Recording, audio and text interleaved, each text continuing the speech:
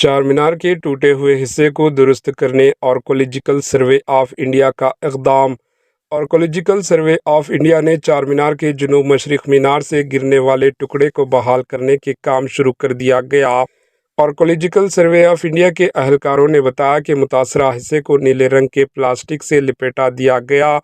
Plaster کا ٹکڑا، جو اصل یادگار حصہ نہیں تھا لیکن نظام کے دور میں شامل کیا گیا تھا، اپریل کے پہلے ہفتے میں شدید بارش کے دوران ٹوٹ گیا تھا۔ اصل ڈیزائن میں خلل ڈالے بغیر پلاسٹر ورک کی مرمت کے لیے روایتی مواد استعمال کیا جا رہا ہے۔